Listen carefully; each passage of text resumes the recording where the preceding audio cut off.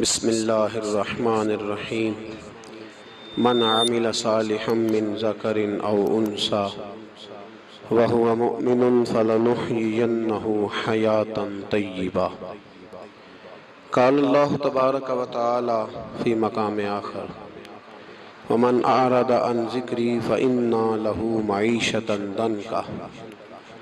صدق اللہ العظیم وصدق رسولہ النبی الکریم۔ ان اللہ وملائکتہ یصلون علی النبی یا ایہا الذین آمنوا صلوا علیہ وسلموا تسلیما۔ اللہم صلی علی سیدنا و مولانا محمد معدن الجود والکرم وآلہ وصحبہ وبارک وسلم۔ عزیز دوستو، انسانی زندگی اثرات لیتی ہے، اچھے اثر بھی ہوتے ہیں، برے اثر بھی ہوتے ہیں۔ انسان کو موسم کا اثر بھی ہوتا ہے، انسان پر اس کے خاندان کا اثر بھی ہوتا ہے، انسان پر صحبت کا اثر بھی ہوتا ہے۔ بالکل اسی طرح انسان پر اس کی نیکی کا اثر بھی ہوتا ہے اور گناہوں کا اثر بھی ہوتا ہے۔ نیکی دل کو سکون دیتی ہے، گناہ انسان کو پریشان کر دیتے۔ نیکی اللہ کی رحمت کو متوجہ کرتی ہے۔ پھر حالت یہ ہوتی ہے کہ انسان اپنی ان پریشانیوں کا حل کہیں اور ڈھونڈتا پھرتا ہے، حالانکہ جب گناہوں کی بیماری لگے تو اس کی شفا توبہ میں ہوتی ہے، اس کا حل اللہ کے حضور معافی مانگنے میں ہوتا ہے، پہچاننے میں ہوتا ہے کہ مجھ سے کہاں غلطی ہو گئی، کس جگہ جا کے کمزوری میں نے دکھائی۔ ہر انسان اچھی، ٹھنڈی، خوبصورت، سکھ والی زندگی چاہتا ہے۔ اللہ کریم نے سورہ نحل کے اندر ارشاد فرمایا من عمل صالحا من ذکر او انثی، فرمایا جو بھی اچھے عمل کرے، چاہے مرد ہو چاہے عورت ہو، وہو مؤمن، شرط یہ ہے کہ مومن ہو، فلنحیینہ حیاتا طیبا، فرمایا ہم اسے پاکیزہ زندگی عطا فرما دیں گے، حیات طیبہ دے دیں گے اسے، پاکیزہ زندگی۔ شرط کیا ہے؟ من عاملہ صالحا، نیک عمل کرے۔ کون سے عمل کرے؟ اٹھنا بیٹھنا، کھانا پینا، چلنا سونا جاگنا محتاط ہو اس کا، وہ نیکی کرے۔ قرآن پاک کے لفظوں کے حسن پر غور فرمائیے گا، فرمایا فَلَنُحْيِيَنَّهُ حَيَاتًا طَيِّبًا، ہم ضرور اسے پاکیزہ زندگی عطا فرما دیں، صاف ستھری زندگی، معیاری زندگی، خوبصورت شب و روز، آئیڈیل زندگی جس کو لوگ کہیں گے، وہ والی زندگی اسے دیں گے۔ اور دوسرے مقام پر سورہ طٰہٰ کی آیت نمبر 124 میں فرمایا وَمَنْ أَعْرَضَ عَنْ ذِكْرِي، جو ہمارے ذکر سے منہ پھیرے گا، جو ہمارا کھا کے چہرہ کسی اور طرف کرے گا، جو چلے گا ہماری زمین پر لیکن توجہ کسی اور طرف ہوگی، آسمان کی چھت ہماری بنائی ہوئی لیکن اس کے خیالات کہیں اور ہوں گے، فَإِنَّ لَهُ مَعِيشَةً ضَنْكًا، فرمایا ہم اسے تنگ زندگانی عطا کر دیں گے، اس کی زندگی تنگ ہو جائے گی، اس کی معیشت تنگ ہو جائے گی۔ گناہ زندگی کو تنگ کر دیتے ہیں، نیکی زندگی میں آسانی پیدا کرتی ہے۔ آپ کو اگر زندگی میں سکون چاہیے ہو تو آپ کسی غریب کی خدمت کر کے دیکھیں، اللہ کتنا سکون عطا کرتا ہے۔ آپ بڑے پاورفل بھی ہیں، بڑے طاقتور بھی ہیں اور بڑے باوقار بھی ہیں، لیکن کسی کو گالی دے کے آپ کا دل کبھی ٹھنڈا نہیں ہوگا، تکلیف ہوگی، اس کے اندر آزمائش ہوگی۔ ڈاکٹر ریسرچ کرتے ہیں، ڈاکٹر وہ کہتے ہیں گناہ کرنے سے آدمی جسمانی طور پر کمزور ہوتا ہے، لیکن وہی عمل اگر وہ بطور نیکی کرتا ہے تو اللہ اس میں اسے قوت عطا فرماتا ہے، اسی عمل میں اللہ اسے قوت عطا کر دیتا ہے۔ میں صرف اشارہ دے رہا ہوں، اس بات کی تفصیل میں نہیں جانا چاہتا۔ میرے عزیز یہ یاد رکھیں کہ نیکی آپ کو سکون دے گی، نیکی آپ کو ٹھنڈا کرے۔ اللہ تبارک و تعالیٰ نے قوموں پہ عذاب نازل کیا اور قرآن مجید فرقان حمید نے ان قوموں کے تذکرے بیان فرمائے۔ بھائی کس لیے بیان کیے؟ کہ ہم عبرت حاصل کریں، ہم یہ غور کر لیں کہ یہ کام ہم نے نہیں کرنا، اس کام سے ہم نے بچنا ہے۔ ہم نے غور کرنا ہے کہ یہ چیز ہمارے اندر. لوگ کہتے ہیں نہیں جی نہیں, ہم پہ یہ عذاب نہیں آئے گا. بالکل نہیں آئے گا, اس میں شک نہیں. پر اللہ نے بیان کس لیے کیا تھا؟ بیان کیا قرآن مجید معاذ اللہ کسی ایسی چیز کا بیان کرتا ہے جس کی ضرورت نہ ہو؟ قرآن پاک نے ایک ایک حرف ایسا بیان کیا جس کی مسلمان کو ضرورت تھی. قوم نوح کا ذکر فرمایا قرآن پاک نے. حضرت نوح علیہ السلام کی قوم کو حضرت نوح علیہ السلام نے 1500 سال سمجھایا ہے. 15, کچھ لوگوں نے 950 سال لکھا ہے نا, اعلیٰ حضرت نے لکھا ہے 1500 سال عمر ہوئی حضرت نوح علیہ السلام کی. اللہ تعالیٰ بندے کو جلدی سزا نہیں دیتا, بلکہ قرآن مجید میں ایک جگہ رب کریم اس طرح بھی فرماتا ہے کہ جب بندے مجھے بھول جاتے ہیں تو میں ان کے لیے نعمتوں کے دروازے کھول دیتا ہوں. بندہ سمجھتا ہے کہ میں کچھ تو ہے نا کہ میرے اندر کہ میں جدھر جاتا ہوں خیر ہی خیر ہو جاتی ہے. وہ سمجھتا ہے کہ میری عقل ہے, حالانکہ اللہ اسے ڈھیل دیتا ہے. اللہ اسے ڈھیل دیتا ہے. گناہوں کی سزا کے 3 طریقے ہیں. ایک ہے متنبع کرنا, تنبیہ کرتا ہے اللہ, بندہ متنبع ہو جاتا ہے, یہ اللہ کا بہت بڑا احسان ہوتا ہے. ایک ہوتا ہے مہلت دینا, اور ایک تیسرا ہوتا ہے اللہ خفیہ تدبیر کرتا ہے. تھوڑا سا سمجھیے گا, انسان پر کوئی آزمائش آئی, فوراً اس کی چھٹی اس نے کہا کہ وہ فلاں جگہ غلطی کی تھی تب ایسا ہوا ہے. ہوتا ہے نا کئی دفعہ, آواز آتی ہے نا اندر سے, چلیں بول دیں کچھ نہیں ہوتا آپ کو. اللہ جانتا ہے یہاں کوئی کچھ نہیں کہے گا آپ کو, اور ہماری تو ویڈیو بھی نہیں گھومتی, یعنی خبر بھی نہیں ہو کہ کس نے ہاں کر دی کس نے نہ کر دی. آپ بغیر ٹینشن کے بات چیت کریں, آج کچھ نہیں ہوتا انشاءاللہ تعالی. آتی ہے اندر سے آواز. میں آپ سے اس لیے ان چیزوں کی تصدیق کراتا ہوں کہ باقیوں کو بھی آتی ہے کہ نہیں, اس لیے تصدیق. کبھی کوئی کسی جگہ انسان پریشان ہوتا ہے تو محسوس کرتا ہے کہ وہاں مجھ سے ہوتا ہے نا جی, جس کو یہ نصیب ہو جائے بڑا خوش نصیب آدمی ہے. حضرت مولا علی فرماتے ہیں اگر تجھے دنیا میں سزا مل گئی تو تو بچ گیا ہے, سمجھ پھر اللہ کرم کرے گا, آخرت میں سزا نہیں دے گا. اور یہ یاد رکھ لے, وما اصابکم من مصیبت فبما کسبت ایدیکم ویعفو عن کثیر. اللہ فرماتا ہے دنیا میں تجھے جو بھی تکلیف پہنچتی ہے وہ تیرے ہاتھوں کے کرتوتوں کی وجہ سے پہنچتی. ویعفو عن کثیر, فرمایا کثیر گناہ تو میں ویسے ہی معاف کر دیتا ہوں. یہ جو تیری زندگی میں دکھ ہے نا, یہ بھی میری قلیل سزائیں ہیں. یہ کثیر پر سزا, یہ قلیل ہے, قلیل یہ جو تمہاری زندگی میں تکلیفیں. انسان کو سزا ملتی. حضرت فضیل بن عیاض رحمۃ اللہ تعالی علیہ گھوڑے پہ بیٹھے تھے, گھوڑا شرارت کرنے لگ گیا, اچھلنے لگ گیا, کودنے لگ گیا. تو حضرت فضیل بن عیاض نیچے اترے, ایک کونے میں جا کے نماز کی نیت باندھ لی, 2 رکعت نماز پڑھی, پھر دیر تک استغفار پڑھتے رہے, روتے رہے, دعا کرتے رہے. واپس آئے, خادم عرض کرنے لگے حضور سمجھ نہیں آئی, گھوڑے نے تھوڑی سی شرارت کی, وہ بدکا ہے, آپ نے اس کو چھوڑا ہے اور چھوڑ کر کے آپ نماز میں لگ گئے. تو حضرت فضیل بن عیاض فرمانے لگے جب بندہ اللہ کی نافرمانی کرتا ہے نا تو جو چیزیں اس کی فرما بردار ہوتی ہیں وہ اس کی نافرمانی کرنے لگ جاتی. تو مجھے محسوس ہوا تھا کہ میں نے کہیں اللہ کی نافرمانی کی ہے, اس لیے ایسا ہوا ہے کہ میرے گھوڑے نے میری, تو میں توبہ کرنے لگا ہوں. اور اب دیکھتا ہوں بیٹھ کے بھلا کیا ہوتا ہے. میں نے سچی توبہ, حالانکہ مجھے یاد نہیں کہ میں کہاں بولا, پر کھری اور سچی توبہ کی. دوبارہ گھوڑے پہ بیٹھے تو گھوڑا بالکل صحیح ہو کے ساتھ چلنے لگ گیا. میرے بھائی جب یہ تنبیہ ہے اللہ کی طرف سے, یہ متنبع کیا جاتا ہے کہ تو بعد آ جا.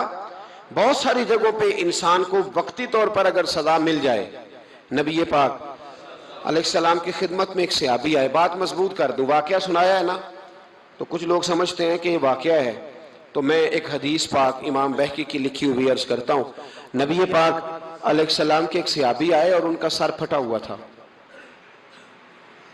خون بہ رہا تھا. سرکار نے فرمایا کیا ہوا؟ عرض کی حضور ایک عورت جا رہی تھی, میری نظر پڑی, ابھی نظر پڑی ہے کہ میرے آگے ستون آ گیا تو میرے سر پہ لگ گیا. نبی پاک صلی اللہ علیہ وسلم نے فرمایا تیرے لیے خوشخبری ہے, اگر دنیا میں تیری غلطی کی تجھے سزا ملی ہے تو پھر رب تجھے قیامت میں سزا نہیں دے گا. پھر اللہ قیامت میں سزا, بعض گناہ ایسے ہیں جن کی یہاں بھی سزا ملے گی اور وہاں بھی ملے, لیکن میرے بھائی پہلی بات یہ ہے کہ اللہ تعالیٰ اس غلطی کی یہی سزا دے لے اور دعا فرمائے اللہ تبارک و تعالیٰ یہاں بھی معافی عطا فرمائے، وہاں بھی معافی عطا فرمائے، اللہ درگزر ہی فرمائے۔ لیکن میرے بھائی ایک تو یہ سزا، ایک سزا یہ ہوتی ہے کہ انسان جب گناہ کرنے لگتا ہے تو اللہ نعمتوں کے دروازے کھولتا ہے، مہلت دیتا ہے۔ 500 سال تک فرعون کو مہلت دی۔ کتنے؟ یہاں جو 5 سال حکومت کر لیتا ہے وہ کہتا ہے سب سے قابل میں ہی ہوں، مجھے مہلت جو ملی ہوئی ہے۔ 500 سال مہلت دی اللہ تعالیٰ نے، اور فرعون کی قوم پر پتہ عذاب کس طرح کیا آئے تھے؟ ٹڈیاں مسلط کر دی اللہ نے۔ یہ گھومتی نہیں چھوٹی سی، ہم اپنی زبان میں اس کو کچھ لوگ مختلف ناموں سے یاد کرتے ہیں، کوئی مکڑی کہتا ہے، کوئی کچھ کہتا ہے، مسلط کر دی، جاتی نہیں۔ ان پر بنی اسرائیل کے ان مقابل جو فرعون کی قوم تھی ان پر الزام اس طرح کا عذاب آیا کہ مینڈک مسلط کر دی اللہ تعالیٰ۔ برتن کھولتے تھے اندر مینڈک نکلتا تھا، دنیا کی ہر دوائی استعمال کرتے تھے لیکن مینڈک نکل آتا تھا۔ تھوڑا سا سمجھا کریں چیزوں کو، ہمارے رنگ نہیں زیادہ گورے کہ ہم پر عذاب نہیں آتا، کوئی بہت زیادہ اللہ تعالیٰ معاف فرمائے دولت نہیں جمع کرا بیٹھے شاہی خزانے میں کہ ہم سے پوچھا نہیں جائے گا۔ یہ مہلت ہے، مہلت کو مہلت سمجھو۔ پھر جب پکڑ آتی ہے نا اللہ کریم کی، میں نے دیکھا ہے کروڑوں روپیہ، 6 اولادیں، ایک شخص کے بچے باہر سے آ رہے تھے، وہ بندہ بیمار تھا، مجھے کہنے لگا حضرت جی دعا کریں میں ان کے آنے سے پہلے مر جاؤں ورنہ آ کے مجھے مار دیں گے، دعا کریں۔ اتنی بے سکونی، کروڑوں روپیہ پڑا ہے تو یہ عذاب نہیں؟ کوئی ضروری ہے کہ پتھر ہی برسیں گے تو سمجھ آئے گی؟ یہ جو سگا بیٹا بوڑھے باپ کے قریب سے گزر جاتا ہے سلام نہیں لیتا تو اس کو عذاب نہیں سمجھتے؟ یہ جو امت کی بیٹیاں، امت کی بچیاں، ہماری بچیاں ایک سال کے اندر 75,000 ہزار بچی ایک ڈویژن سے بھاگ کے شادی کر رہی ہے، اور ایک صوبے سے، تو اس کو آپ اللہ کا عذاب نہیں سمجھتے؟ یہ معمولی بات ہے؟ نہیں ہمارے رنگ ہو رہے ہیں، ہم بڑے سمارٹ ہیں۔ 1500 سال مہلت دی نوح علیہ السلام کی قوم کو۔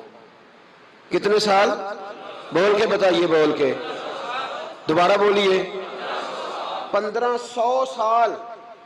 کوئی آدمی اپنی سمارٹنس پہ خوش نہ ہو جائے کہ 20 سال ہو گئے میں تو نافرمانی بھی کر رہا ہوں، روٹی بھی پک رہی ہے، میں تو حرام بھی کھا رہا ہوں پھر بھی سب ٹھیک ہے۔ 1500 سال مہلت دی۔ پھر حضرت نوح کہنے لگے اللہ میں نے تو بڑا سمجھایا نہیں باز آتے، تو رب کریم نے فرمایا کشتی بناؤ۔ اللہ کے پیغمبر کشتی بنانے لگے تو قوم مذاق اڑانے لگ گئی۔ اب کیا کرنے لگے ہو؟ اب کشتی بنانے لگے ہو، خیر تو ہے، قوم مذاق اڑا رہی ہے۔ حضرت نوح علیہ السلام کا آپ نے کشتی بنائی، پانی کہاں سے نکلا؟ نہ بارشیں ہوئی نہ سیلاب آئے، ایک تندور تھا اس کے اندر سے پانی نکلنا شروع ہو گیا۔ کبھی تندور سے بھی پانی نکلا ہے، پر جب نکالنے والا چاہتا ہے تو وہاں سے بھی ایک تندور سے پانی نکلا۔ اتنا نکلا، اتنا نکلا، اتنا نکلا کہ قوم ساری ڈوب گئی۔ قرآن مجید کے صفحات شہادت دیں گے کہ حضرت نوح کی قوم کا بچہ بہ گیا، بچے صرف وہ تھے جو حضرت نوح کے ساتھ ہو گئے، تباہ ہو گئی۔ اللہ بے نیاز ہے، بے نیاز۔ 1500 سال مہلت ملے اور تو پھر بھی کہے رب بڑا کریم ہے معاف کر دے گا۔ 1500 سال تجھے گنجائش دے اور تو کہے کوئی نہیں، بات معافی ملنی چاہیے ابھی بھی۔ میرے بھائی حضرت صالح علیہ السلام کی قوم، حضرت صالح نے تبلیغ شروع کی تو کہنے لگے پہلے معجزہ دکھاؤ۔ جی آج تو نہیں لوگ معجزے مانگتے، آج بھی لوگ کرامتے اور معجزے، اللہ معاف کرے، جو چیزیں معجزہ تو ہو نہیں نہ سکتا، لیکن آج بھی لوگ، آپ یقین کریں، کہتے ہیں یہ بڑی نمازیں پڑھتا ہے تو پھر بخشا کیوں نہیں گیا، پھر کیوں نہیں منو سلوا کیوں نہیں اترا اس پر، پھر میں بھی اسی طرح ہی ہوں، کیا اس کے اندر خوبی آ گئی؟ مولوی بھی ویسے ہی ہے، صوفی بھی ویسے ہی ہے، لوگ مانگ نہیں رہے، لوگ دلیلیں مانگ نہیں رہے، ابھی بھی لوگ بحث نہیں کرتے، کیا فرق آ گیا جی، ویسے ہی ہیں سارے۔ اللہ تعالیٰ سے ڈرنا چاہیے، ہمیں سامنے والے کی طرف دیکھ کر صحیح ہونے کا حکم نہیں ہے، ہمیں اپنی اصلاح کا حکم ہے۔ اپنی طرف دیکھ کے اپنے آپ کو ٹھیک کرنے کا، الزام لگا کے گزر جانا اس کا کوئی مطلب سنو اور یاد رکھو۔ حضرت صالح علیہ السلام سے کہنے لگے پہلے معجزہ دکھائیں، تو حضرت صالح علیہ السلام نے فرمایا اونٹ کہاں سے پیدا ہوتے ہیں؟ کہا اونٹنی کے بطن سے۔ فرمایا آؤ میں تمہیں پہاڑ کے اندر سے اونٹنی پیدا کر کے دکھاتا ہوں۔ کہاں سے؟ پہاڑ کے اندر سے۔ حضرت نوح ساتھ لے کے گئے تو پہاڑ کے اندر سے اونٹنی نکلی، اور اونٹنی بھی گابن تھی، اس کے پیٹ میں بچہ، اور اونٹنی اتنا دودھ دیتی تھی کہ ساری بستی دودھ پی جاتی تھی، پھر بھی دودھ بچ جایا کرتا تھا۔ لیکن حضرت نوح علیہ السلام نے فرمایا اب تم نے دیکھ تو لیا یہ اسے، یہ جتنا دودھ دے گی روٹی بھی اتنی کھائے گی، ایک دن تم سارے پانی پیو گے، ایک دن یہ سارا پانی پیا کرے گی، ایک دن تم سارے باقی جانوروں کو گھاس کھلاؤ گے، ایک دن یہ اونٹنی، اور اونٹنی کا نام کیا؟ ناقۃ اللہ، اللہ کی اونٹنی۔ کس کی اونٹنی؟ نام کیا ہے؟ اللہ کی، یہ اللہ کی اونٹنی ہے۔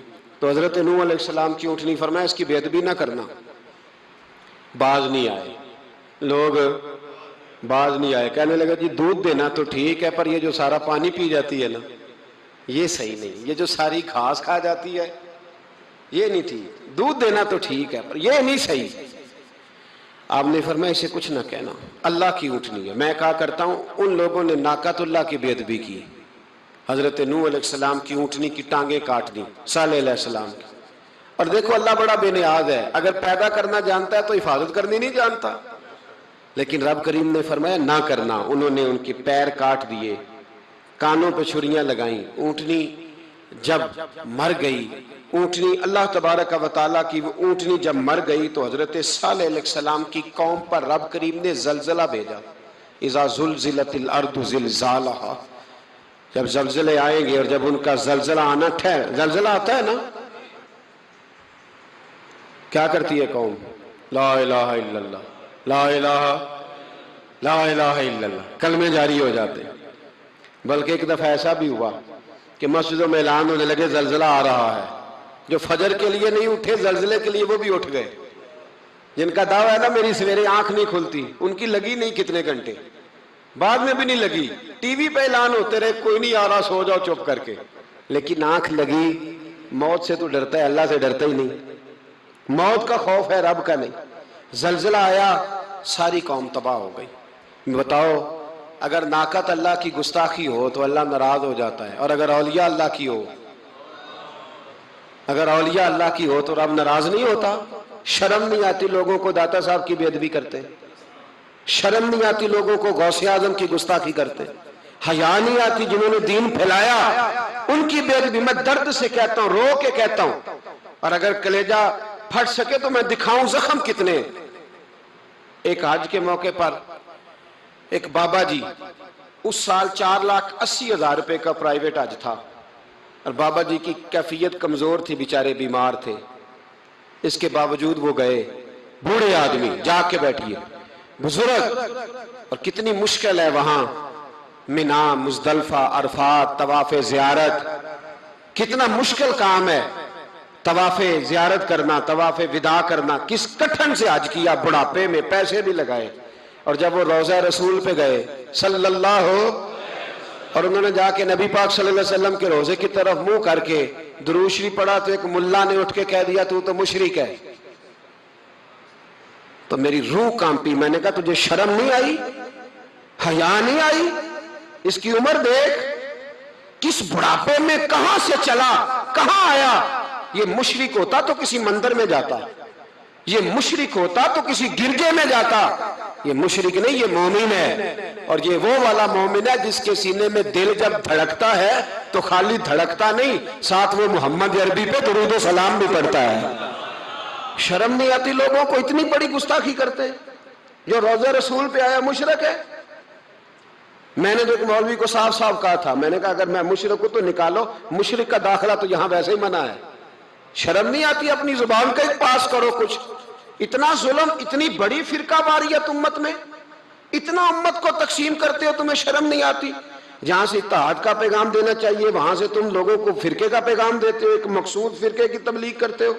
خدا رہا تو میں کہہ رہا ہوں ناقۃ اللہ کی بے ادبی پہ عذاب آتا ہے، تو اولیاء اللہ کی بے ادبی میں نہیں آتا؟ داتا صاحب ساری زندگی تبلیغ کرتے رہے، ایک آدمی نے اٹھ کے کہہ دیا جناب وہ تو شرک کا اڈا ہے، تو رب کریم ناراض نہیں ہوتا ان باتوں سے؟ ہمیں خیال کرنا چاہیے، اللہ سے ڈرنا چاہیے، ان چیزوں سے عذاب آتا ہے اور آ رہا ہے، اللہ تعالی ہمیں محفوظ فرمائے۔ اللہ ہمیں اس سے، قوم لوط پہ بھی عذاب آیا، ہم جنس پرستی، مرد مردوں سے بدکاری کرتے، حضرت نوح نے سمجھایا کہ یہ کام درست فطرت کے خلاف ہے، یہ کام درست نہیں۔ جب انسان یہ کام کرتا ہے تو زمین اور آسمان کانپتے ہیں۔ اب میں کیسے کھول کے بتاؤں، میرے پاس اعداد و شمار ہیں کہ پاکستان کے اندر اس کام کی کیفیت کیا ہے اور کس طرح کر کے لوگ، میں تو رونا روتا رہتا ہوں داڑھی کا۔ لوگ کئی دفعہ کہتے ہیں حضرت صاحب پہلے بھی آئے تھے تو داڑھی کی بات، پھر بھی آئے تو داڑھی کی بات، تو میں رونا روتا ہوں۔ اس لیے روتا ہوں کہ جو کلین شیو نوجوان ہوتا ہے وہ امرد کے حکم میں ہے، اس پر وہی حکم لگتا ہے جو عورت پہ لگتا ہے، اس کے ساتھ مرد کا اٹھنا بیٹھنا اسی طرح ناجائز ہے جس طرح عورت کے ساتھ۔ حضرت جنید بغدادی رحمت اللہ تعالیٰ علیہ کے سامنے ایک شخص نے کہا وہ کتنا خوبصورت نوجوان جا رہا ہے، تو آپ فرمانے لگے تو حافظ قرآن نہیں؟ کہا ہاں۔ فرمانے لگے جا اپنے حفظ کی خیر بنا۔ وہ شخص کہتا ہے میں نے اس بغیر داڑھی والے کلین شیو نوجوان کو بری نظر سے دیکھا، مجھے قرآن پاک ہی بھول گیا، سارا قرآن پاک بھول گیا۔ اور کتنے سال میں دعائیں کرتا رہا، بیت اللہ کے طواف کرتا رہا، میں یاد بھی کرتا تو نہیں ہوتا۔ کیسے اب تو ہمارا نعت کہاں بیوٹی پارلر سے ہو کے آتا ہے، ہم کسی اور کو کیا پیغام دیں؟ وہ پیغام، وہ نظام، وہ طریقہ کار جس کا حکم تھا شریعت میں، قوم لوط پر عذاب آیا۔ صحیح بیٹھتے ہوں گے بچے جو موٹر سائیکلوں پہ بیٹھتے ہیں، میں نے گجرانوالہ کی سڑکوں پہ بچوں کو، نوجوانوں کو جو تماشے کرتے سرے عام دیکھا ہے تو مجھے ڈر لگتا ہے، اور کوئی روکنے والا نہیں، شغل ہو رہا ہے، ہنس رہے ہیں، اور سامنے عورتیں بھی ہیں، سب ہو رہا ہے۔ کتنی تکلیف کی بات۔ حضرت نوح کی قوم یہ کام کرتی تھی، قرآن پاک نے بیان کیا ہے۔ حضرت نوح نے سمجھایا، فرمایا رب کریم نے تمہیں اپنی خواہش پوری کرنے کے لیے جائز طریقہ عطا فرمایا، عورتوں سے نکاح کرو، اور اس نکاح کی برکت سے جو اللہ تمہیں اولاد دے گا اس کو اللہ تبارک و تعالیٰ تمہارے لیے باعث بخشش بھی فرمائے گا۔ لیکن جب قوم نہ مانی تو جو قوم میں لوط کا عمل کرے اس کا علاج قرآن نے بیان فرمایا کہ آسمان سے پتھر برسیں گے، پھر پتھر برسے، اور جن کے بڑے بڑے اچھے دماغ تھے ان کے دماغ چکنا چور کر دیے گئے، تباہ کر دیے گئے، ان کے دماغ زمین پر بچھاڑ دیا گیا۔ اللہ مہلت دیتا ہے، لیکن اس کا مطلب یہ نہیں کہ انسان توبہ ہی نہ کرے۔ حضرت شعیب علیہ السلام کی قوم پر بھی عذاب آیا، اس لیے کہ بددیانتی کرتی تھی، ناپ تول میں کمی کرتی تھی۔ میں نے کہا تھا شب قدر کی رات کہ یہ کوئی تماشا ہے کہ شب رات آئی تو ساری رات روتے رہے، یا اللہ معاف کر دے، یا اللہ معاف کر دے، رو رو کے چیخے مار مار روئے۔ شب قدر آئی تو پھر چیخے ماری، ساری رات روئے۔ تو جس بندے کا پروگرام ہی نہیں سویرے بدلنے کا، دکان پہ بیٹھ کے پھر وہی ناپ تول میں کمی، پھر وہ اللہ تعالیٰ معاف کرے۔ میں ایک مضمون پڑھ رہا تھا تو وہ فوڈ کے اسپیشل لوگ تمہیں لکھا تھا مہربانی کرو ملاوٹ ہی اچھی چیز کی کر لو، مرچ میں کیری تو نہ ملاؤ اینٹوں کی، وہ تو بیمار کرتی ہے، وہ تو خون کی آنتوں کو روک دیتی ہے۔ وہ کہنے لگا، اور وہ کہتا ہے میں تمہیں بتاتا ہوں کون کون سی چیز ملائی جا سکتی ہے، وہ ملا لو۔ خدا را اس قوم پہ رحم کرو، مہربانی۔ ایک دوست ہے ہمارے، میں وزیر آباد میں ان کے گھر بیٹھا تھا تو ایک میڈیکل، میرا کسی شخص پہ اعتراض کرنے کا میں مجموعی بات کرتا ہوں۔ میں ایسے ڈاکٹروں کو جانتا ہوں جو اللہ تعالیٰ فضل کرے سچ مچ کے نیک ہیں، اچھے لوگ۔ تو بچے کا میڈیکل سٹور ہے، تو والد بیمار ہو گیا، تو کہتا ہے ابا جی ڈاکٹر صاحب نے کہا آپ کو ڈرپ لگنی ہے، تو سگے باپ کو ڈرپ لگانے لگا، تو باپ کیا کہتا ہے پتر تیری مہربانی مینوں کوئی اصلی لائی، وہ نہ لائیں جڑی لوکاں نوں لانا ہے۔ اب وہ پیار سے سنا رہا ہے بات۔ میں نے اسے کہا کہ یہ تو ڈوب مرنے کا مقام ہے نا، ڈوب مرنے کا مقام، کہ جس ملک کے اندر دوائی بھی صحیح نہ بکے، اصلی نہ ملے دوائی بھی، اور پھر وہ قوم کہے کہ ہم نے تو پورے روزے رکھے، ہم نے تو بڑا صدقہ اور خیرات کیا، دوائی بھی اصل نہ ملے۔ جناب شعیب علیہ السلام کی قوم ناپ تول میں کمی کرتی تھی، تو اللہ تبارک و تعالیٰ نے ان پر بتا عذاب کس طرح کا بھیجا۔ شدید گرمی ہوئی، اللہ ہمیں محفوظ فرمائے. سارے آمین کہہ دیا. دیکھیں کتنا اچھا موسم کر دیا رب کریم. اللہ ہمیں محفوظ فرمائے, اللہ رحمت فرمائے. شدید گرمی کی لہر آئی, باہر اتنی گرمی ہوئی کہ لوگ اپنے گھروں میں گھس گئے. جس طرح سورج کی شعاعیں گھروں کے اندر داخل ہو جاتی ہے, اس طرح گرمی کی لہر اندر داخل ہوئی. اور جس طرح کسی کو آگ لگ جائے تو وہ آدمی اچھلتا کودتا ہے نا, اس طرح یہ لوگ اچھلنے لگے اور اچھل کود کے مر گئے. جرم کیا تھا؟ ناپ تول میں کمی کرتے. حضرت داؤد کی قوم بھی تباہ ہوئی. جرم کیا تھا؟ ہفتے والے دن مچھلیاں نہیں پکڑنی تو یہ پکڑتے تھے. حکم ہے نا مسلمان کو نماز کے ٹائم کوئی اور کام نہیں کرنا, نماز پڑھنی ہے. میرا خیال ہے مسلمان تو فٹافٹ آ جاتے ہیں, سارے ہی پہنچ جاتے ہیں نا مسجدوں میں. ہلکا ہلکا بول رہے ہیں آپ, کیوں نہیں پہنچتے؟ اگر حضرت سیدنا, اور پتہ انہیں سزا کیا ملی؟ اللہ نے فرمایا اس ٹائم عبادت کرنی ہے, کام نہیں کرنا, وقت نہیں ہے کام کا. انہوں نے مچھلیاں پکڑی, 12,000 لوگ تھے. پتہ ہے مالک نے سزا کیا دی؟ بندر بنا دیا. اللہ کریم قرآن مجید کا پہلا سپارہ پڑھے, فَجَعَلْنَاهَا نَكَالًا لِمَا بَيْنَ يَدَيْهَا وَمَا خَلْفَهَا. اللہ فرماتے ہیں پچھلوں کے لیے بھی عبرت بنا دیا, بعد والوں کے لیے بھی عبرت, نشان عبرت بنا دیا. بندر بن گئے. اور جو ان کے دوست جو بچ گئے تھے ان کے پیر چومتے تھے, روتے تھے. 3 دن بندر بن کے زندہ رہے. پھر اللہ نے سب کو اجتماعی موت دے دی. تو اگر مسلمان سے اللہ کہے کہ نماز کے ٹائم کاروبار نہیں, جمعے کے ٹائم کاروبار, تو مسلمان کہتا ہے نہیں مجھے مہلت ملی ہوئی ہے. یہ تو اس وقت پتہ چلتا ہے نا جب بچے ڈیوٹی لگاتے, ہاں ہاں ہاں عذاب آتا ہے, اس وقت پتہ چلتا ہے. میں نے دیکھا یہ منظر, اس وقت پتہ چلتا ہے جب بچے کسی ملازم 6,000 کے کی ڈیوٹی لگاتے, کہتے ہیں ابے کا دھیان رکھنا, ہم دکان پہ بیٹھنے لگے. پھر اسے سمجھ آتی ہے اگر میں نماز کے ٹائم مسجد میں ہوتا تو آج میری اولاد میری خدمت میں ہوتی. میں نماز کے ٹائم مسجد نہیں گیا تو بچوں نے 6,000 کا ملازم بٹھایا ہے, ابا جی کا خیال رکھ, ایک نرس بلائی ہے, تو خیال رکھ. کدھر ہوتے ہیں مسلمان نماز کے ٹائم؟ ایک عیسائی نے اعتراض کیا ہے, سنیں. وہ کہتا ہے مجھے لگتا ہے مسلمانوں کے 3 خدا ہیں. مسلمان اڑ گیا, کہنے لگا نہیں ہمارا تو ایک ہے. کہا نہیں 3 ہے. معاذ اللہ استغفر اللہ, ہمارا ایک ہے. کہنے لگا نہیں میں ثابت کرتا ہوں, ایک تمہارا خدا 5 نمازوں کا ہے, ایک رمضان کا ہے, ایک عید کا ہے. لگتا ہے معاذ اللہ عید والا زیادہ تگڑا ہے, تم زیادہ آتے ہو.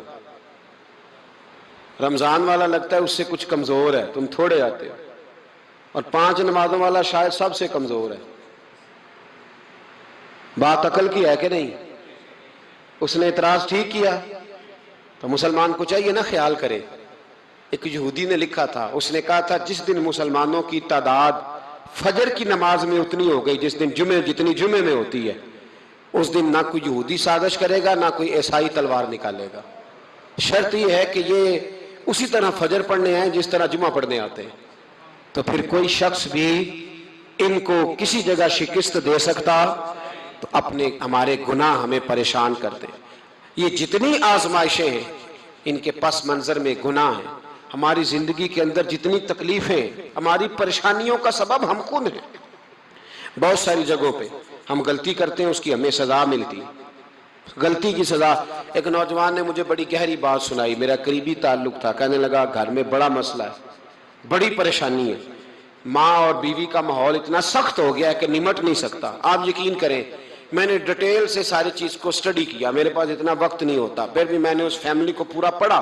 تو غلطی نوجوان کی نکلی, نہ اس پہ اماں اعتبار کرتی ہے نہ بیوی اعتبار کرتی ہے. اس نے جھوٹ بول بول کے اس طرح کی ماحول پیدا کر دیا ہے کہ کوئی اس پر اعتماد کرنے کو تیار ہے. اگر آپ ناراض نہ ہو تو ایک بات کروں, پتہ ہے گھر میں ماحول کب خراب ہوتا ہے؟ باہر والے ہماری تقریر سنتے ہیں, گھر والے ہمارا عمل دیکھتے ہیں. جب وہ دیکھتے ہیں نا کہ یہ کس طرح کا شخص ہے, اس کے رویے, اس کا کردار, اس کا لب و لہجہ کتنا برا ہے اور یہ کردار کا کتنا کمزور ہے. اعلیٰ حضرت فرمایا کرتے تھے نیک وہ ہوتا ہے جس کی تنہائی صاف ستھری ہوتی ہے. اس لیے ماحول بگڑ جاتا ہے. یہ جو ہم کہتے ہیں نا میرے سجن بڑے بنتے ہیں پھر ٹوٹ جاتے ہیں, کچھ لوگ ایسے ہوتے ہیں جو ان کے پاس جاتا ہے انہی کا ہو جاتا ہے, وہ کہیں اور کے قابل کیوں بھلا؟ اس لیے کہ ان کے کردار میں ٹھنڈک دیکھتا ہے, ان کے لب و لہجے میں مٹھاس دیکھتا ہے. اس شخص میں اتنی خوبصورتی دیکھتا ہے کہ اسی کا بن جاتا ہے۔ حضرت ابراہیم بن ادم کے پاس ایک نوجوان آیا، کہنے لگا میں گناہ کرنا چاہتا ہوں۔ فرمانے لگا بالکل کر، اللہ کا دیا ہوا رزق کھانا چھوڑ دے اور گناہ کر۔ کہنے لگا یہ نہیں ہو سکتا۔ فرمانے لگے چل پھر اس طرح کر، رب کی زمین پہ نہ رہ، کسی اور کی زمین پہ چلا جا۔ کہنے لگا یہ بھی نہیں ہو سکتا۔ فرمانے لگے چل اللہ کی چھت سے نکل جا۔ کہنے لگا یہ بھی نہیں ہو سکتا، تو آپ رو پڑے۔ فرمانے لگے پھر جناب اسرائیل جب آئیں تو ان سے کہنا مجھے 2-3 سال کی مہلت دے دے، پچھلی میری گناہوں میں گزر گئی، میں ذرا 3 سال عبادت کر لوں۔ تو وہ شخص بھی رونے لگا، کہنے لگا حضور وہ مہلت نہیں دیتے، وہ جب لینے آتے ہیں تو پھر لے کے اللہ تعالیٰ نے جب انسان بنانا چاہا نا تو جناب جبریل کو کہا مٹی لے کے آ زمین سے۔ حضرت جبریل نے مٹی پہ ہاتھ ڈالا تو باقی کی مٹی رونے لگ گئی، اسے جدا نہ کر۔ تو جناب جبریل چھوڑ کے چلے گئے۔ حضرت میکائیل کو بھیجا، مٹی لا، مٹی پہ ہاتھ ڈالا تو باقی کی مٹی رونے لگ گئی، چھوڑ کے چلے گئے۔ جناب اسرائیل کو بھیجا، مٹی پہ ہاتھ ڈالا تو باقی کی رونے لگ گئی، چھوڑ کے نہ جاؤ۔ تو حضرت اسرائیل فرمانے لگے تیرا رونا دیکھو کہ رب کا حکم دیکھو۔ وہ لے گئے، جب پیش کی تو رب کریم نے فرمایا اسرائیل جان نکالنے کی ڈیوٹی بھی تیری، تو مٹی کو لے آنا، باقی مٹی روتی بھی رہے تو روتی رہے، جب میرا فیصلہ آ جائے تو پھر اس میں کوئی گنجائش، ہم کھاتے بھی اللہ کا ہیں، نافرمانی بھی اس کی کرتے، زمین پہ بھی اس کی چلتے ہیں، نافرمانی بھی اس کی کرتے، حکم کسی اور کا مانتے، چھت پہ رب کریم کی رہتے، اس طرح نظام نہیں چلتا۔ میرے بھائی یاد رکھ لو، گناہوں کی سزا ملے گی، زندگی تنگ ہو جائے، یہاں بھی آزمائش ہوگی اور وہاں بھی۔ میں نے درس پہ کہا تھا، پھر بات کہتا ہوں، یہ میں اپنے لیے کہہ رہا ہوں، توجہ ہے میری بات پر۔ دعا فرمایا کریں کہ جو کچھ ہم نظر آتے ہیں اللہ ہمیں ویسا بننے کی توفیق بھی عطا فرما۔ اللہ ویسا بننے کی، یہ مشکل معاملہ ہے، مشکل۔ دیکھیں نا ایک آدمی سیاستدان ہے، اس نے بڑے اچھے نعرے لگائے، انقلاب آ جائے گا، میں غریب کا بھلا کر دوں گا، میں یتیموں کے سر پہ ہاتھ رکھوں گا، میں مجبوروں کی مدد کروں گا، میں دکھیوں کی مدد کروں گا، مزدوروں کو۔ اس نے اچھے اچھے نعرے سکھائے، اچھا اس نے پیغام دیا، اندر اس کے یہ تھا کہ اقتدار ملے گا تو مرضی کروں گا۔ لوگ اس کے گرد بھی گئے، اس کی گاڑی کے پیچھے بھی بھاگے، لوگوں نے اس کے نعرے بھی لگوائے، جیب سے پیسے لگا کے اس کے پوسٹر بھی شائع کیے، لوگ اس کے گرویدہ ہو گئے، لوگوں نے پوری، اور میری قوم نے تو بیچاری نے کئی دفعہ دھوکے کھائے، جس نے نعرہ لگایا غریب اسی کے پیچھے مسیحا بن کے چل پڑا۔ آج دھوکہ دے لیا، لوگوں کو پیچھے لگا لیا۔ یہ بتاؤ اگر راز کھل جائے، اگر راز کھل جائے کہ یہ دھوکہ دے رہا ہے، یہ فریب کر رہا ہے، تو لوگ اس کا کیا حال کریں گے؟ یہ راز قیامت میں کھل جائے گا، قیامت میں یہ راز یہ کھل جائے گا، کھل جائے گا یہ دھوکے باز تھا۔ اذا زلزلت الارض زلزالہا، جب زلزلہ آئے گا جیسے اس کا آنا ٹھہرا، واخرجت الارض اثقالہا، زمین اپنے بوجھ باہر نکال دے گی۔ اس سے مراد کیا ہے کہ زمین پہ جو جرم ہوئے زمین بتا دے گی، باہر نکل آئے۔ وقال الانسان ما لہا، انسان کہے گا اسے کیا ہوا، یہ تو سب کچھ بتا رہی، بوجھ باہر نکال دے گی۔ ایک آدمی پیر طریقت بن کے بیٹھ گیا، جبہ کبہ پہن کے بڑی پگڑی باندھ کے بیٹھ گیا، اچھی اچھی نیک باتیں بتانے لگا، لوگ اس کی دست بوسی کرنے لگے، ہاتھ چومنے لگے، پیچھے لگ گئے، خدمت کرنے لگے، جیب سے نذرانہ دینے لگے، اس کے نام پر لوگ اپنی جیب سے لنگر پکانے لگے، خانقاہ کی خدمت ہونے لگی، مہمان اس کے آتے، نوکری کوئی اور کرتا۔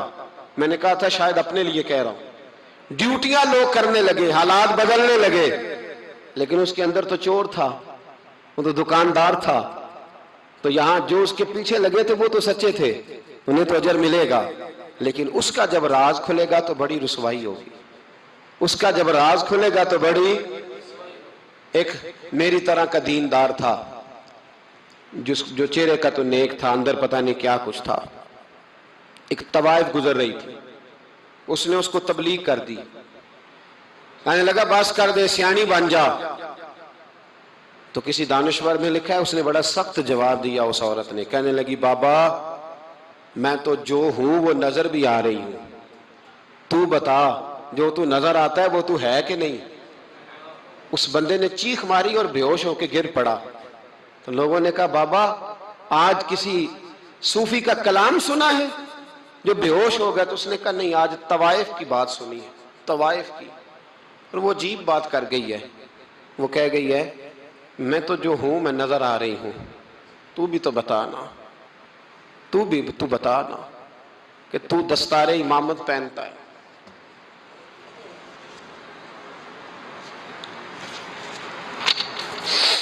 تو بتا، تو جو کہلاتا ہے تو وہ ہے کہ نہیں؟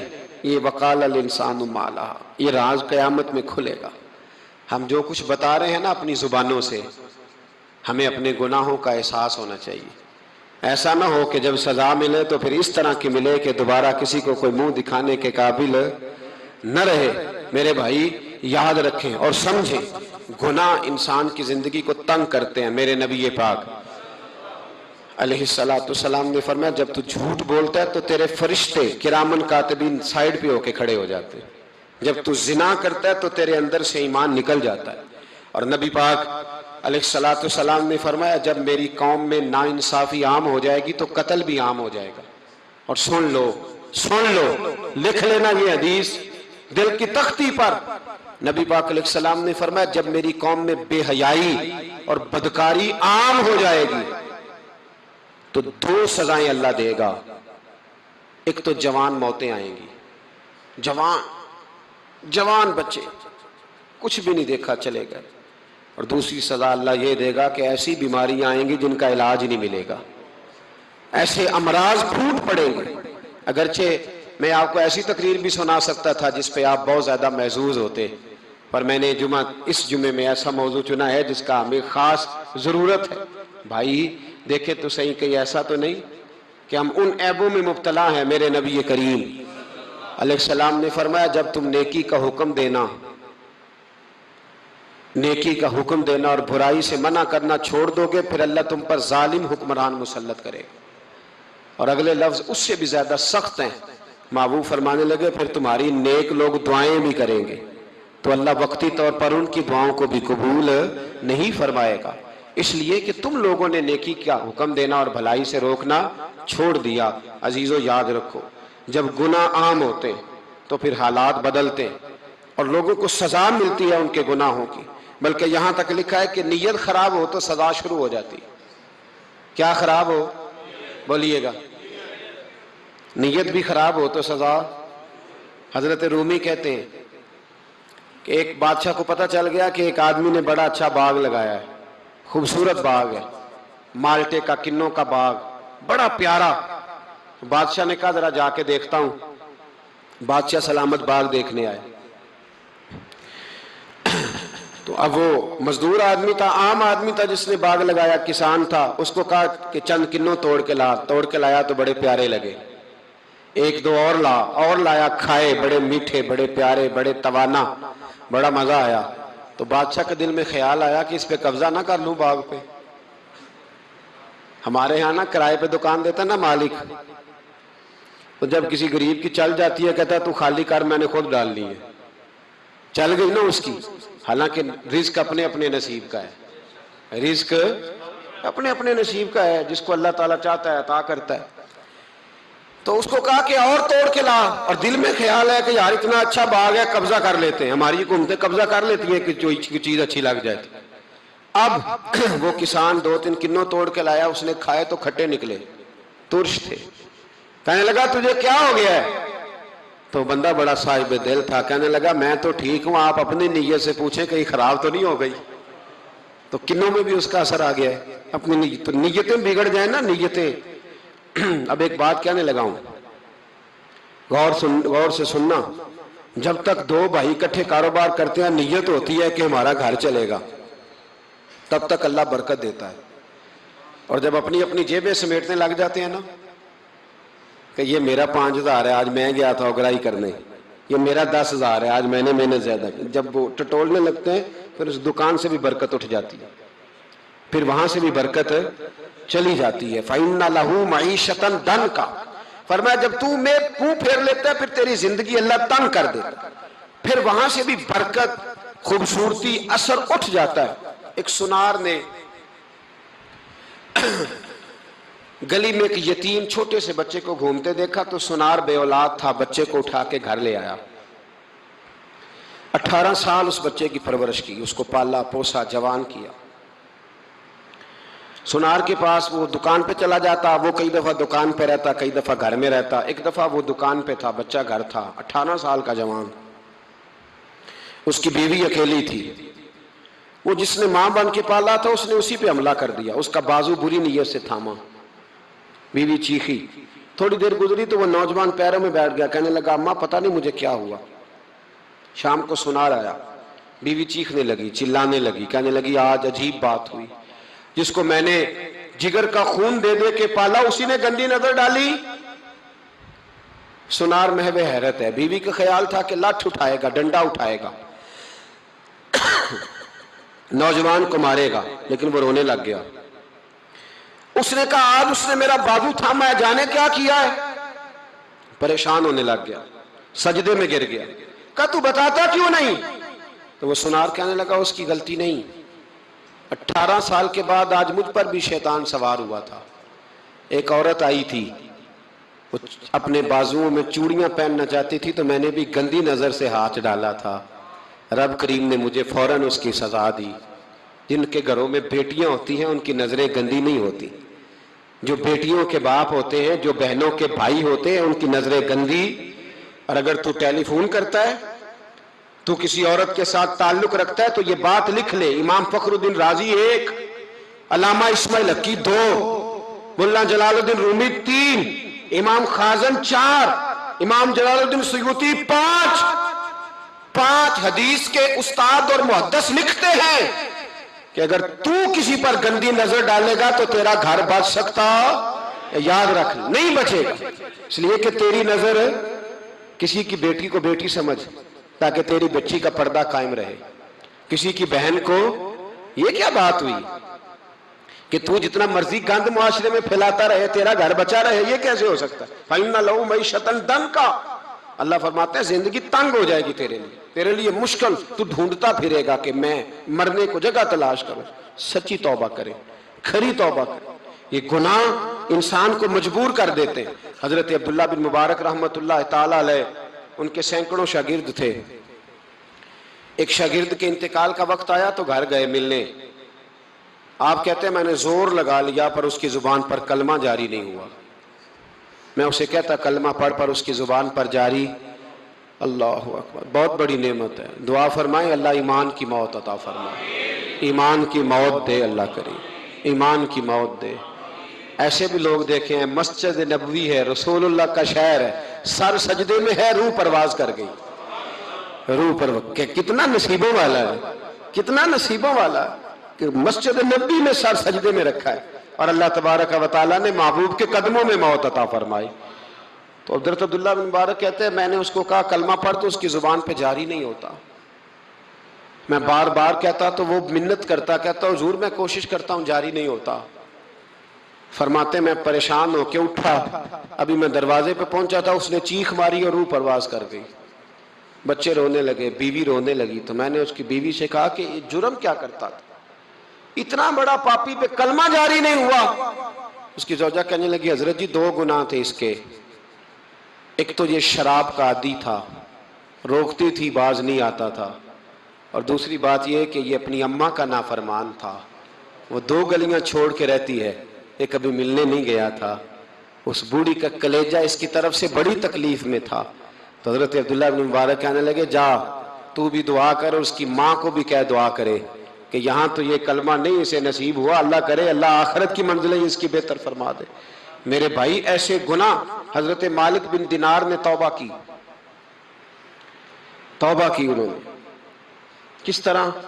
فرماتے میں نشے کا عادی تھا، کسی نے مجھے کہا کہ بطور دوائی شراب پی لو تو میں نے پی لی، نشے کا عادی تھا، شراب پیتا تھا۔ اللہ تعالیٰ نے بڑی منتوں اور کوششوں کے بعد، منتوں کے بعد ایک بیٹی عطا فرمائی، وہ بھی 2.5-3 سال کی ہوئی تو پردہ کر گئی۔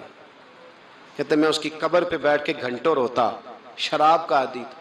ایک دن سویا تو خواب دیکھتا ہوں کہ میرے پیچھے ایک بڑا سانپ لگ گیا، اور سانپ جب منہ کھولتا ہے تو انگارہ نکلتا ہے۔ میں پھر دعا کرتا ہوں اللہ ہمیں معاف فرمائے، اللہ ہم سے درگزر. میں کچھ قبرستانوں میں جاتا ہوں تو میں وہاں سانپ بچھو پھرتے ہوئے دیکھتا ہوں اور ڈر آتا ہے کہ ہم یہاں آنے والے ہیں. یہ لوگ کہہ رہے ہیں کہ تمہاری تیاری ہے، کسی وقت بھی اعلان ہو جائے گا کہ چلو بھائی چلو فلاں صاحب کا جنازہ ہے، اٹھو. لوگ کہتے ہیں جلدی کرو، اور ایک کونے میں ایک شخص یہ بھی کہتا ہے کہ دیگ بھی رکھ لو، مہمان بڑے جمع ہو گئے. اور ایک کونے میں لوگ یہ بھی کہتے ہیں کہ برف ٹھنڈی لے آؤ، لوگوں نے پانی بھی پینا. پہلے اعلان ہوتا ہے کہ فلاں فوت ہو گیا، پھر اعلان ہوتا ہے جنازے کا ٹائم ہو گیا، پھر اعلان ہوتا ہے جنازہ اٹھایا جائے گا، اور پھر بات ختم ہو جاتی ہے. پھر کل من علیہ فان، پھر کوئی نہیں پوچھنے آتا. ختم ہو گئے، قصہ ہی ختم ہو گیا. ان لوگوں کی کہانی مٹ گئی، ختم ہو گئے. بڑے بڑے کج کلا، کوئی پوچھنے والا نہیں. موت کا راج ہے، راج ہے موت کا راج. موت راج کرتی ہے بس، اور کسی کا راج نہیں. وہ راج کرتی ہے، جدھر جاتی ہے اسی کا راج ہے، راج کر رہی ہے. تو حضرت مالک بن دینار کہتے ہیں قبرستان میں نے دیکھا، میں خواب دیکھتا ہوں بڑا اژدہا، اس کے منہ کے اندر آگ میرا پیچھا کر رہا ہے. کہتے میں خواب دیکھ رہا ہوں. میں دوڑا، لیکن وہ اژدہا جب میں دوڑا تو میرے آگے آ کے کھڑا ہو گیا. میں مشرق کو دوڑا تو وہاں بھی آ گیا، مغرب کو دوڑا تو وہاں بھی آ گیا. جناب مالک بن دینار کہتے ہیں ایک بوڑھا شخص کمزور مجھے بچانے آیا، پر اس اژدہا نے پھونک ماری تو وہ بوڑھا آدمی دور جا گرا. کہتے میں چیختا تھا، چلاتا تھا. ایک پہاڑی پہ میں بھاگا گیا تو وہاں مجھے میری بیٹی ملی، مجھے فوت ہو گئی. وہ اس اژدہے کے آگے اس نے یوں ہاتھ کیا تو اژدہا پیچھے بھاگ گیا. میں نے بیٹی کو گود میں اٹھایا، میں نے کہا بیٹی یہ کون تھا؟ کہنے لگی ابا یہ تیرا برا عمل تھا، یہ تیرا برا عمل تھا، یہ تجھے کھا جاتا اگر میں نہ ہوتی. تو کہا یہ بوڑھا جو مجھے بچانے آیا یہ کون تھا؟ کہا یہ تیرا اچھا عمل تھا، پر کمزور بڑا تھا، تھوڑا تھا، یہ تیرے برے عمل کا مقابلہ کرنے کی ہمت نہیں رکھتا تھا. حضرت مالک بن دینار کہتے ہیں میری بیٹی نے خواب میں میری داڑھی پکڑ لی اور کہنے لگی ابا میں چاہتی ہوں تو صحیح ہو جا، ایسا نہ ہو کہ پھر تیرے پیچھے یہ اژدہا لگ جائے. حضرت مالک بن دینار کہتے ہیں جب میں سو کے اٹھا تو میری داڑھی آنسوؤں سے بھری ہوئی. پھر اس کے بعد میں نے توبہ کی، اس طرح کی توبہ کی کہ پھر میں نے کوشش کی کہ دوبارہ میں اپنے رب کی نافرمانی نہ کروں. حضرت عبداللہ ابن عباس فرماتے تھے جو دنیا میں ہنس ہنس کے گناہ کرتے ہیں نا، ہنس ہنس کے جھوٹ ہنس ہنس کے بولتے، ہنس ہنس کے لوگوں کی غیبت کرتے، فرمایا یہ جو تمہیں ہنس ہنس کے گناہ کرتے نظر آتے ہیں ان کا رونا قیامت میں دیکھا نہیں جائے گا، ان کے آنسو قیامت میں دیکھے نہیں جائے. جو ہنس ہنس کے گناہ کرتے یہ روئیں گے. فَلْيَضْحَكُوا قَلِيلًا وَلْيَبْكُوا كَثِيرًا. رب فرماتا ہے زیادہ رویا کرو، کم ہنسا کرو. نبی پاک علیہ السلام روتے تو صحابہ کہتے حضور آپ اتنا کیوں روتے ہیں؟ تو محبوب فرماتے جو میں جانتا ہوں وہ تم نہیں جانتے.